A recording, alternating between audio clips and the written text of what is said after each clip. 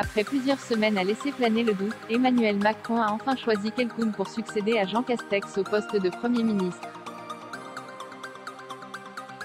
Alors que de nombreux noms ont circulé dans les médias ces derniers jours, c'est finalement Elisabeth Borne qui a été nommée à Matignon par le président de la République, fraîchement réélu pour un second mandat de 5 ans à la tête du pays.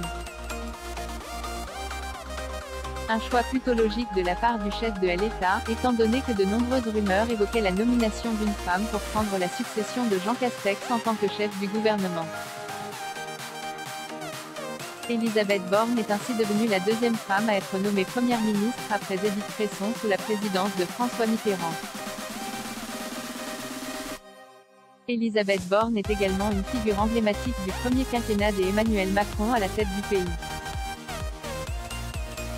En effet, l'ancienne présidente de la RATP avait rejoint La République En Marche, LREM, en 2017, avant d'être nommée ministre chargée des Transports au sein du gouvernement dirigé par l'ancien Premier ministre Édouard Philippe.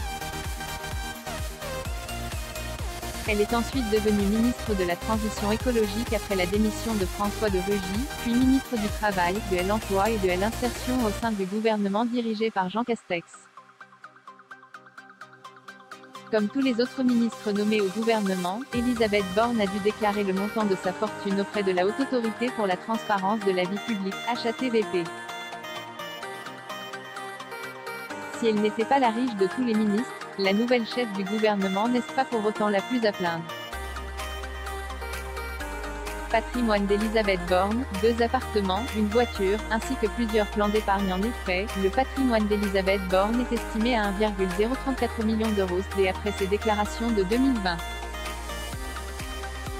Dans le détail, la nouvelle première ministre possède 986 000 € de patrimoine immobilier. Ce dernier se divise en 2 appartements. Le premier se situant à Paris et le second dans les Hauts-de-Seine. De plus, Elisabeth Borne avait également déclaré être en possession d'une voiture dont la valeur vénale était de 10 780 € en 2020. Enfin, la nouvelle chef du gouvernement a enregistré 3 plans d'épargne action, PEA, à son nom, ainsi qu'un compte d'assurance vie, un livret A et d'autres comptes bancaires, tous bien remplis.